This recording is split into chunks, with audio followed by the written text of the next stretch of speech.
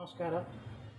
ఏదైతే గత రాత్రి నిజామాబాద్ జిల్లా దర్పల్లి మండలం లింగాపూర్ గ్రామంలో తెలంగాణ ముదిరాజ్ మహాసభ రాష్ట్ర నాయకులు అఖిల భారత కోలి సమాజ్ జాతీయ కార్యవర్గ సభ్యులు మాజీ ఎంపీపీ ఇమ్మడి గోపి ముదిరాజ్ను దారుణంగా హత్య చేయడాన్ని మన ముదిరాజ్ మహాసభ రాష్ట్ర ప్రధాన కార్యదర్శిగా తీవ్రంగా ఖండిస్తున్నాను.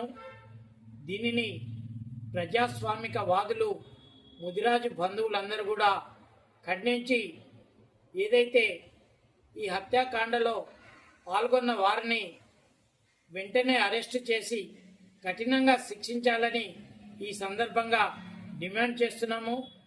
గత 2 దశాబ్దాలకు పైగా ఇమ్మడి గోపి ముదిరాజ్ గారు ముదిరాజు హక్కుల కోసం నిరంతరం పోరాడమే కాకుండా డిచ్పెల్లి ప్రాంతంలో బీసీ సామాజిక వర్గ ప్రయోజనాల పరిరక్షణకు అంకితాభావంతో కృషి చేస్తున్న నేపథ్యంలో ఆయన రాజకీయంగా ఎదుగుతున్న దానిని ఓర్వలేని కొందరు అగ్రవర్ణాలు విశ్వసనీయ కుక్కలతో కలిసి వల్ల ఆయనను కారుతో గుద్ది దారుణంగా పొడిచి చంపడాన్ని ఇది ఒక పిరికి పందల చర్యగా నేను అభివర్ణిస్తున్నాను. ఇప్పటికే మా రాష్ట్ర కమిటీ అధ్యక్షులు డాక్టర్ చుప్పర్ శంకర్ ముదిరాజ్ గారి నేతృత్వంలో నిజామాబాద్ వెళ్ళి అక్కడ పోలీసు ఉన్నతాధికారులకు కూడా ఈ విషయంలో ఫిర్యాదు చేసి ఏదైతే గోపి ముదిరాజును రాజకీయంగా ఎదుగుతున్న ఎదుగుదలను ఓర్వలేక ఇవల్ల హత్య చేశారు. ఈ హత్య చేయించిన వారు ఎంత పెద్దవారైనా సరే వారిని వెతికి పట్టుకోవాలని ఈ సందర్భంగా డిమాండ్ చేస్తున్నాము. ఒక విశ్వసనీయ కుక్క సతీష్ అనే వాడి వల్ల ఆయనకు నమ్మకస్తులుగా నటిస్తూ వల్ల ఆయనను హత్య చేయడాన్ని ఇది ఎంత మాత్రం సహించరాదు. దీనిని ఎన్నడూ కూడా మన ముదిరాజ్ బిడ్డలు వదలవద్దు. ఎందుకంటే గోపి ముదిరాజ్ అనేవాడు కేవలం నిజామాబాద్ జిల్లాకే కాదు, ఇవాళ రాష్ట్ర స్థాయిలో ఉపాధ్యక్షుడిగాను అఖిల భారత స్థాయిలో జాతీయ కార్యవర్గ సభ్యులుగా పనిచేస్తూ ఇవల్ల నిరంతరం ముదిరాజు హక్కుల కోసం పోరాడుతున్న నేపథ్యంలో ఆయన రాజకీయ ఎదుగుదలను ఓర్వలేక ఇవల్ల ఆయనను భౌతికంగా లేకుండా చేయడము కరెక్ట్ కాదు. దీనిని ఎవరు కూడా సహించేది లేదు.